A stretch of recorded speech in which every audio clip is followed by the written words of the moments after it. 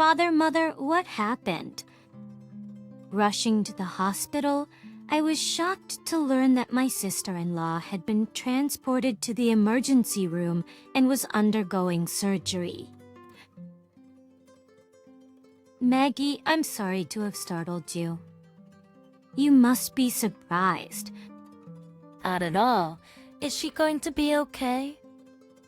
To my question, the mother-in-law looked like she was about to cry and said, according to the doctor, it seems to be quite serious.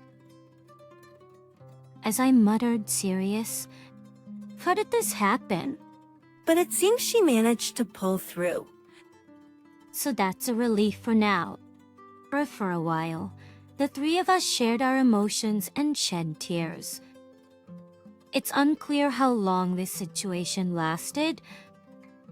Once I had calmed down a bit, I decided to try calling my husband Sam's cellular phone again, which had been unreachable all this time. Hello, Maggie. Come to the hospital quickly. Your sister has been in an accident. Huh? My sister had an accident. Why isn't it you? What do you mean? I asked. No, it's nothing. But from his words, I clearly understood something. Maggie's story. I live with my husband, Sam.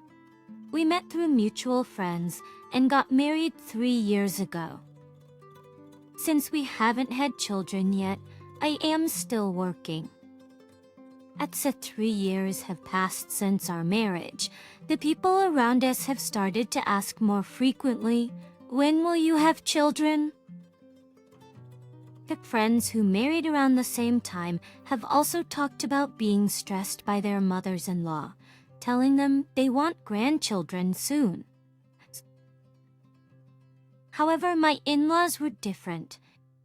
I said, it's up to you two when it comes to children. There's no need to rush. There was a time when we tried fertility treatments, but the process was so mentally taxing that I had to stop. I'll still remember what my mother-in-law said to me at that time. It's not the right time yet, dear. It's okay to take your time. Then one day, while my husband was at work, he called me. I was suddenly told to go on a day trip for business, so I won't be able to catch the last train. Don't mind me and go to bed, I said. Good luck on your business trip. After hanging up the phone, I considered my plans for the evening. Sam is coming home late, so I don't need to cook dinner. Oh, maybe I'll go out for a fun meal with Claire. I immediately sent a message to my sister-in-law. She quickly replied with an okay. That's the swift response from my sister-in-law, accompanied by a somewhat unusual stamp, almost made me spit out my coffee as I laughed.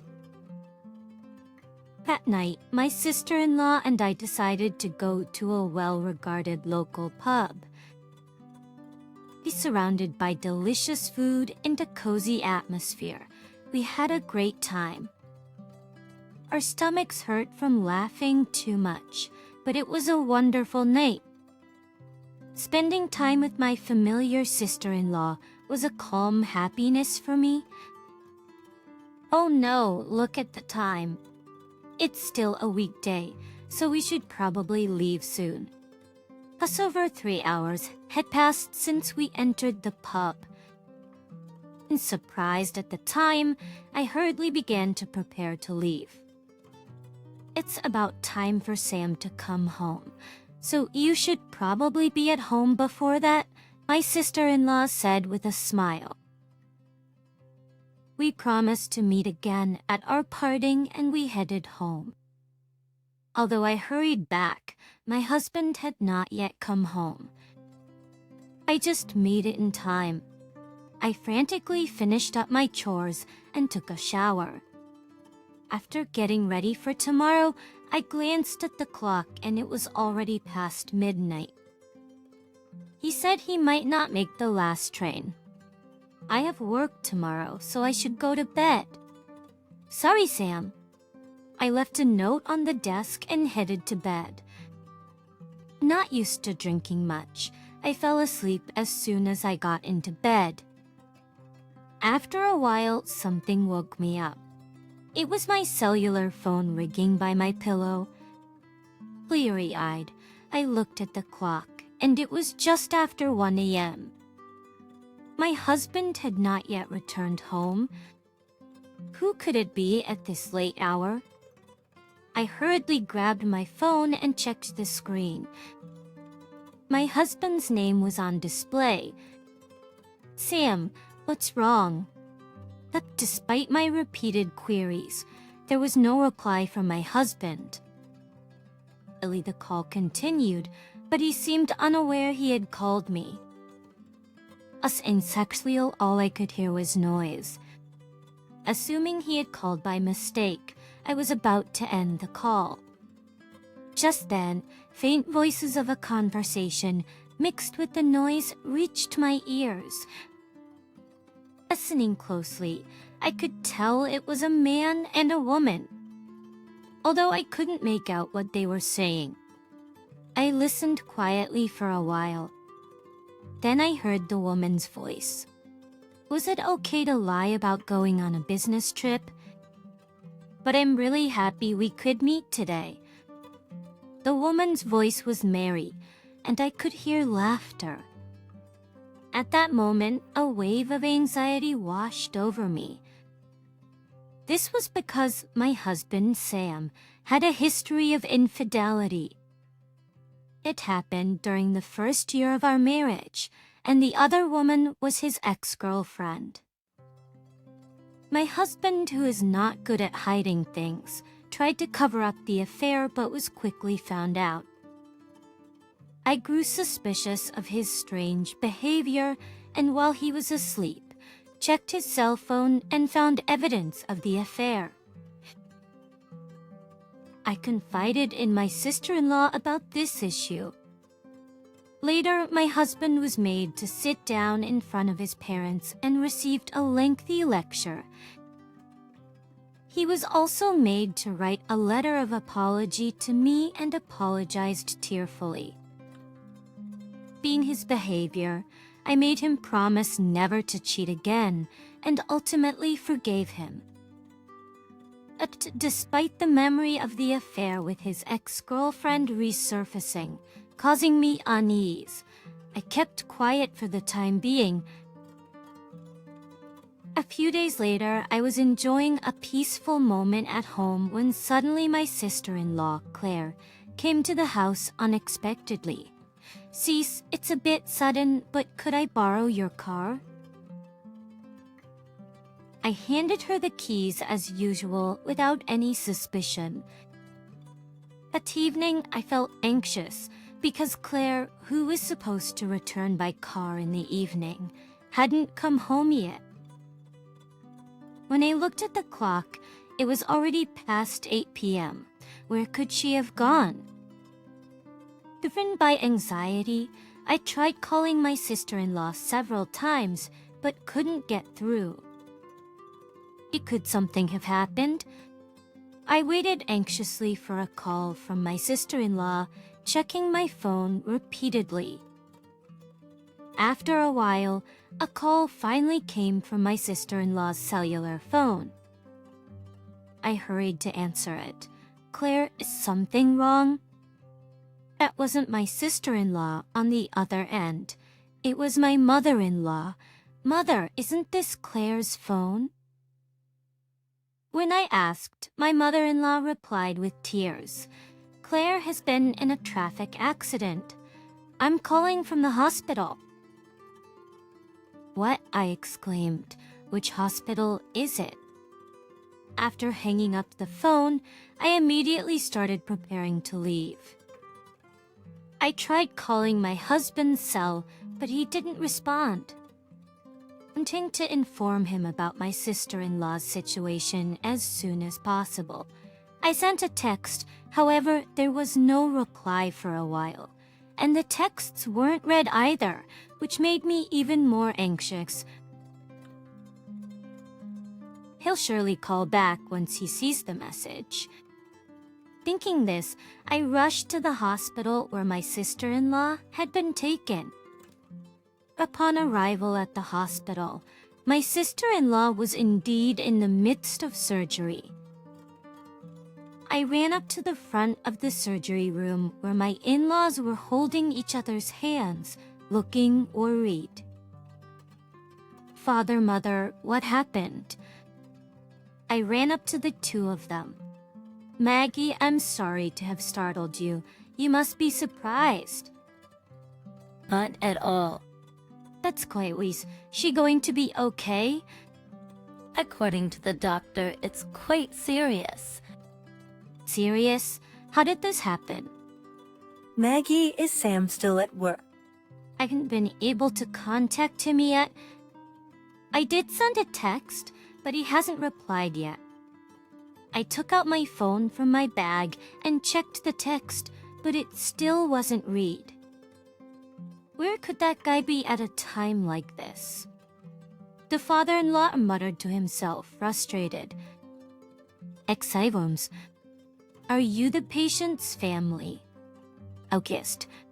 When we all said yes at the same time, the doctor explained with a somber look, "We've done everything we could." However, her leg is severely damaged. Even if she recovers, the leg may never fully heal. You must be prepared that Claire might never walk again. At the doctor's words, I was so shocked I could barely speak. This can't be. Claire was just fine when I saw her this morning. But to think she might never walk again, I blamed myself, thinking if I hadn't lent the car, my sister-in-law wouldn't have been involved in an accident. It was my fault that my sister-in-law was injured. It's with that thought tightening around my heart, I couldn't help but cry out loud. "I'm truly sorry, Claire." I repeated my apologies over and over, tormented by self-loathing. "Aggie, it's not your fault. Please don't blame yourself." As she said this, my mother-in-law gently embraced me. "It's not like it's been definitively said that she'll never walk again." Well, it seems she managed to pull through, so that's a relief for now. My father-in-law spoke with a strong voice. For a while, the three of us shared our emotions and shed tears. That much slowly, I calmed down and checked my phone to see if there were any calls from my husband. But there were none. I stubbornly tried calling my husband again. "Hello, Maggie?" "Hey, where have you been?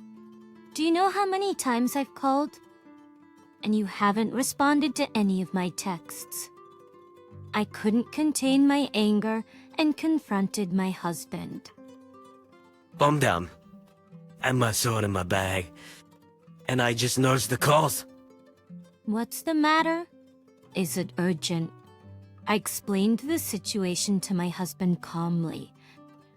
I needed him to understand the gravity of what had happened.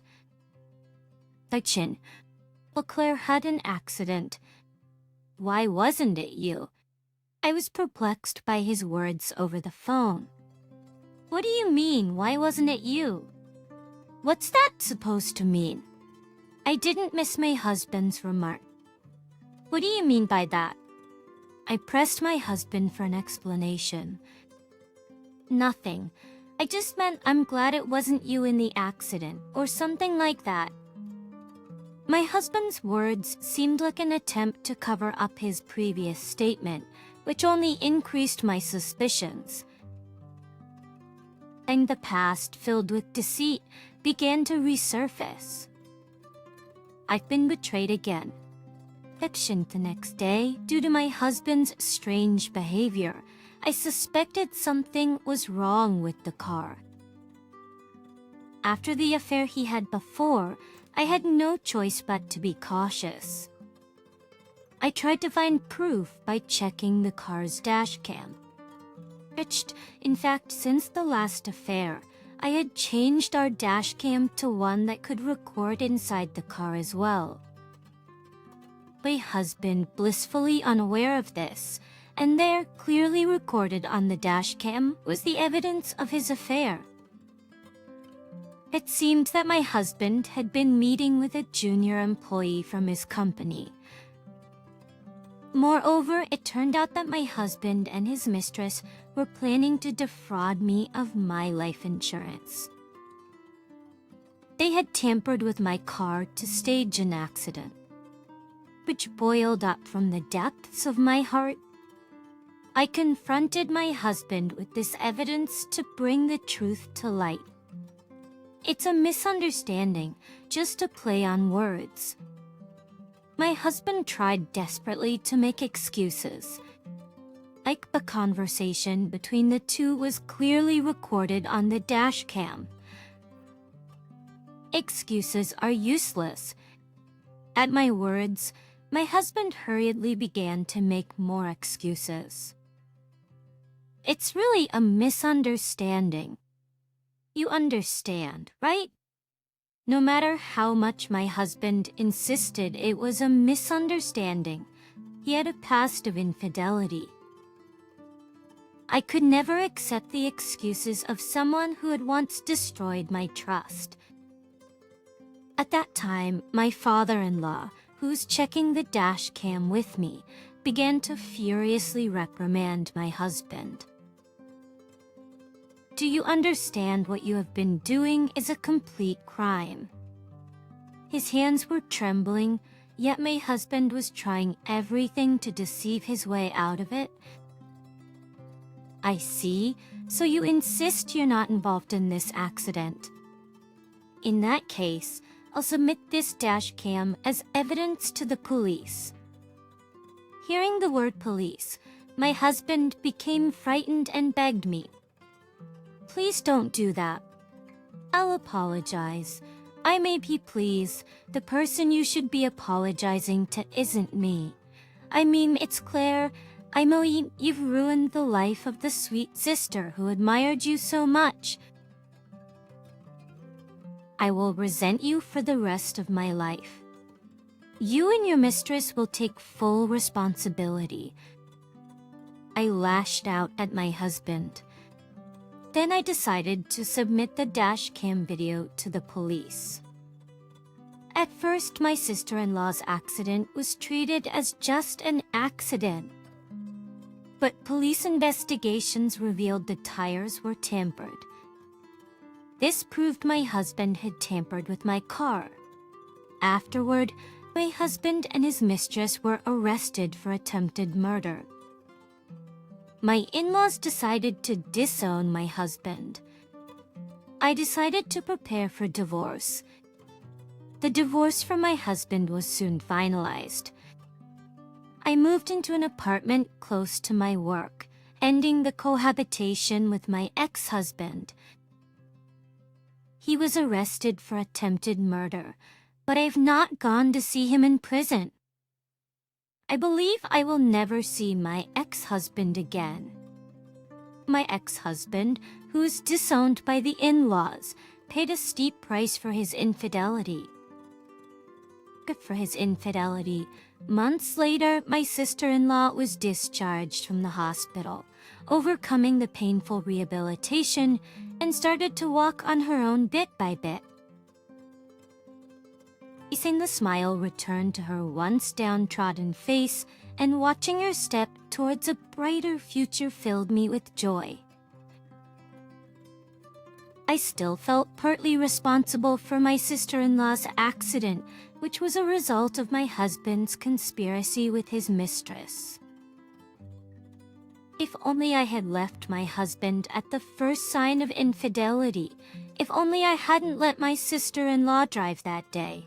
Such thoughts occasionally crossed my mind, leading me to feel self-blame. However, seeing my sister-in-law, who was once told she might never walk again, overcoming her limits and heading towards recovery impressed me deeply. It was the most delightful event for me.